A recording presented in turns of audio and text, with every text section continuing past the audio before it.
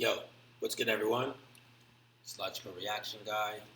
We're streaming another video. Thanks everyone for joining. Today we're going to be looking at another Kurzgesagt video on why we should not look for aliens, the dark forest. Looks pretty interesting. Let's see what they're giving us today. Potential for life with billion. The universe is incredibly big and seems full of potential for life, with billions of habitable planets. If an advanced civilization had the technology to travel between the stars at just 0.1% of the speed of light, it could colonize our galaxy in roughly 100 million years, which is not that long given the billions of years the Milky Way has existed. So, in principle, any spacefaring civilization should be able to.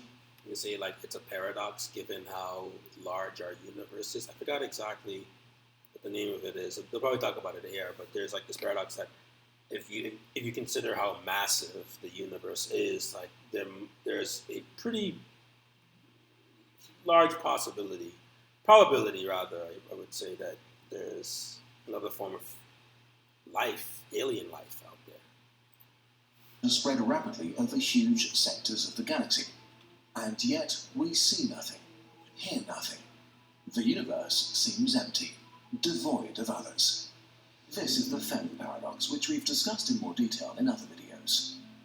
Confronted with the seemingly empty universe, humanity... Oh, yeah, so we're sorry, I didn't get to talk about the Fermi paradox. Yeah, that's it. Confronted with the seemingly empty universe, humanity faces a dilemma. We desperately want to know if we are alone in the Milky Way. We want to call out and reveal ourselves to anyone watching, but that could be the last thing we ever do. Because maybe the universe is not empty. Maybe it's full of civilizations, but they are hiding from each other. Maybe the civilizations that attracted attention in the past were wiped away by invisible arrows. This is the dark forest solution to the Fermi paradox. Wow, this is gonna be a bomb episode. Oh my goodness. The way of I got my coffee, by the way. The hunter awakes in his hiding place and carefully listens for suspicious noises from the thick undergrowth before he gets up. Another night has passed without incident. The forest is dark and full of fog. He considers calling out to others to end his loneliness, but stops himself at the last moment. What if they are like him? All living things seek to survive, secure resources, and multiply. Their greatest obstacle are other living things that share the same objective. You know what's crazy? Like, when you really break down life, and I've been thinking about this a lot lately, when you really break down life, it's all about the essentials, right? Being able to eat, like assimilate other living beings into yourself, and to reproduce. It's just crazy. Competition between Biologically species favored the speaking, survival our of function. beings with advantageous traits. Our ancestors were inventive, competitive, expansionist, and greedy for resources, which led them to winning the competition for our planet. Today, as you can imagine, this is a common theme with Kurzgesagt's videos in that they talk heavily on the fact that wealth inequality has caused a lot of the issues that our planet's currently facing. So I really like that they kind of have this central theme that's the focus of their videos. Other animals are so utterly at our mercy that we wipe out about a dozen species a day, just as an unintentional byproduct of how we like to run. Holy crap, a dozen species a day? They're probably mostly insects, right? You know, like they're probably more insects than are anything else. Probably a bunch of microorganisms as well. A dozen! Like, Jesus. One thinks. But humans are more than individuals. From us, cultures emerge that also compete with each other. Competitive and expansionary cultures spread faster and further and merge with, subdue, or destroy others. If we look at our history, it becomes clear we are dangerous. Not just to others, but also to ourselves. Our human nature has driven us to take over every corner of our planet, and soon we will look to the stars, both to expand our domain and ensure access to ever more resources. And then we might stumble upon others trying to do the same thing. It's likely that the competition of life also takes place on faraway planets, so it's logical to assume that an alien civilization... That's an interesting perspective. Just that, interspecies competition is occurring not just on our planet, but like in the universe. Maybe it just hasn't happened yet, or we just haven't been exposed to it. To dominate their planet would be in some regards similar to us. But have you ever thought that the way that we think, the way we understand the world might just be completely wrong? Like, I've often thought about that. Like, what if, because of, of the way we've, like, tried to understand things that happen on Earth, like, or what's happening around us, that we've, like I don't know, we just got, like, lost in it all, I don't know, it's interesting. They, too, may be dangerous. The implication. As the hunter sneaks through the dark forest all alone, he knows that there might be others like him. He can't know their intentions if they are aggressive. Also, like, their animation is so wonderful. Like, how could you not, like, be completely immersed in this or not? Watching it. The hunter knows he would kill to ensure his own survival, so he has to assume that they would too. And it might be that if he stumbles upon another hunter, the one that shoots first survives. None of this means that conflict is unavoidable. So far, the progress of the modern world seems to have made us more peaceful, not more violent. Maybe this is true for other civilizations too, that eventually progress means less conflict, not more. Different alien civilizations also should vary from the mild and peaceful to the malevolent and militaristic. The existential problem we're facing is that when we meet others between the stars, we have no way of telling who is peaceful or aggressive and what their true intentions are. Similarly, they might not understand or trust our intentions even if we tell them that we are peaceful. On top of that, if we did discover another civilization and they discovered us, the light years between us would mean years of communication delay. Both sides would be in a state of uncertainty, wondering if the wisest move is to just attack, because there's another serious issue: technological explosions and the first strike advantage.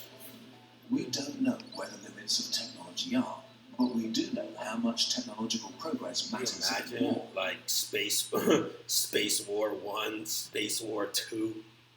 Like, I think they're making valid points for why space exploration may not be a good thing. In fact, we're probably never going to see it in our lifetimes. We know Elon Musk is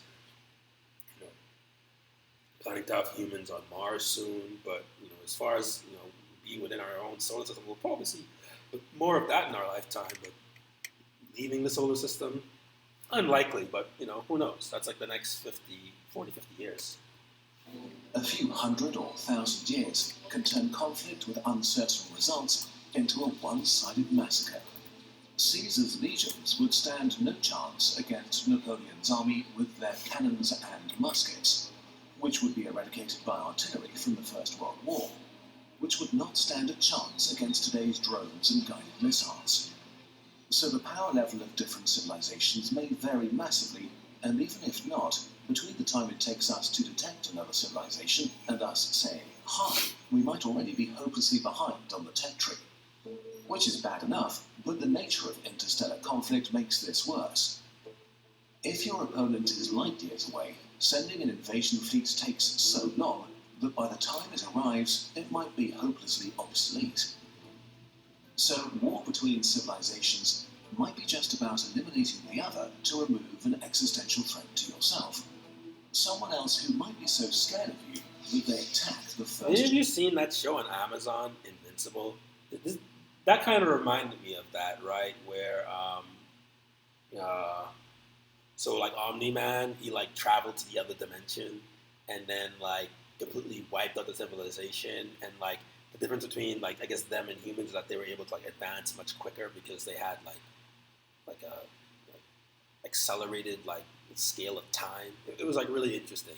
That made me think about that. The fact that like maybe if like you perceive the time differently, or like like if you're like waiting for an army to come, you can like continue to advance yourself, right? So that you're prepared for them when they arrive. Chance they get. In this environment, the only way to guarantee a win is to strike with such force and speed that the target has no chance of survival or time to counterattack or escape to seek revenge later. The stakes are the highest possible, with no room for error. If we assume that the majority of civilizations live on planets, that leaves them pretty vulnerable. All you need to do is throw something massive at a planet to make it uninhabitable. So the ultimate interplanetary annihilation weapon is probably something like a relativistic kill vehicle, a missile shot at a planet at a significant fraction of the speed. Well, we got many of those on Earth, right? The threat of nuclear arms, rather. We got plenty of those, so at least we have some type of scheme we can use to cause a massive genocide of another civilization. I would never wish that on anyone. I think that's Light. The worst things ever done. For example, a missile the size of a person going 95% the speed of light has as much energy as all nuclear bombs on Earth. If you shot a few dozen of the civilization you wanted to wipe out, success would be fairly certain. Even a single hit would suffice. This is not that absurd of an idea. A civilization only slightly above us on the Kardashev scale would have enough energy to send multiple strikes against every planet it suspects of harboring life.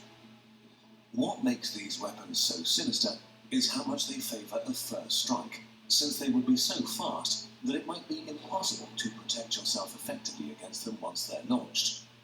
Conflict between civilizations may not be... Oh my goodness, why is Kurzgesagt doing this? Oh my goodness. This is making me think about like imminent doom. Could you imagine? Like, there could already be a strike on us and we just don't even know it. Affairs, but rapid winner-takes-all situations. Holy crap. Where the first one to shoot wins. This makes any civilization an existential threat to any other. And if every civilization is an existential threat to every other, there may be only two kinds of civilizations out there. Quiet ones and dead ones. So, what should we do? Should we worry? It's unlikely that anybody has noticed humanity yet. The radio signals we've transmitted in the last 100 years travelled a relatively tiny distance and have long decayed into unreadable noise. At our technological stage, if we don't actively try to get noticed, and if nobody specifically looks at our pretty unremarkable solar system, we'll stay hidden. But one day we will venture into space in a serious way, and need to consider these kinds of questions again.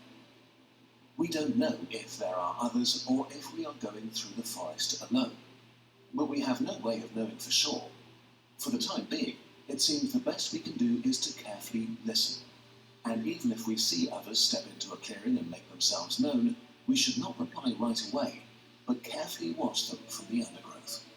Perhaps we are also thinking about this all Have you wrong. seen like those BuzzFeed videos or like like those content creators on there? Like it's like early, like maybe 4 or 5 years ago when BuzzFeed was like much bigger. People were like, "Oh yeah, like I would sleep with an alien." Like you can't put like nothing past humanity because like we're just so keen to like we're just so curious and keen to like to contact like the foreign that like. Especially Americans, right? You put yourselves in the way of like danger. By allowing our primitive brain that evolved in the context of the gruesome competition of life to conjure fears of predatory aliens all around us. Maybe the fact that we are... So Kurzgesagt's basically saying that we've gone soft. I got you. is a sign that we are not grown up yet as a species. There could be a friendly, welcoming community of alien civilizations waiting to hear from us when we are ready. As for now, or if you've seen like I don't know, I think it was like Futurama or another like space futuristic related show where they'll observe us and then like or they already have observed us and they have not deemed us worthy. The news is there is actually little we need to do. You may have already been discovered, is what I'm trying to say. Sent out into the galaxy, We need to watch the sky and learn But more about Kurzgesagt is our galaxy arguing and our that, forest. if we are to be found, Because it's possible whatever an the nature of our civilization would forest is, attack on us first. full of dangers or friends, or nobody at all, only careful observation can tell. So, let's do that. At last, the hunter reaches a clearing and finds a comfortable position. Slowly, the sun melts the fog away. Lost in thought, he admires the vegetation until suddenly he is eye to eye with another hunter, frozen in terror, just like himself. His mind is racing, considering all the different options. The hunter takes a deep breath and makes a decision. Maybe the only way out of the dark forest is to step into the clearing together. And with this hopeful picture, we say goodbye to the year 12,021 of the human era. It was a wild year to say the least, still much more fun than 12,020. Kurzgesagt had its most successful month ever and published a book. We tried a lot. That's crazy. This is this is giving me all the feels. Wow. I'm really glad to have watched these videos with you all so far. I'm hoping to do a lot more. I'll probably put out a video on the latest one from Mark Rober, the former Apple engineer. It's like right here on my recommended. Thinking about getting a mic soon, so that'll be interesting. I really want to continue to engage with you all. Thanks for watching. I got a decent amount of views on my past video, over 300. That's crazy. I didn't think I'd get that many. And thank you to my new subscribers. Please continue staying on. I may get back into streaming. I know I said I would stream more regularly, but I kind of paused since kind of in a busy period of time right now, nearing the end of the year. So let me know if you want me to continue doing that. Yeah, those are all the updates. If I do stream, maybe we can watch more Kurzgesagt videos there, and I'll just post them on the channel. And if you have any recommendations, let me know in the comments. I see some people had already commented on my past videos, so thank you for that. Stay in contact. Let's continue chatting about science and the things that really matter, and look forward to seeing you in another video. Until then, take care.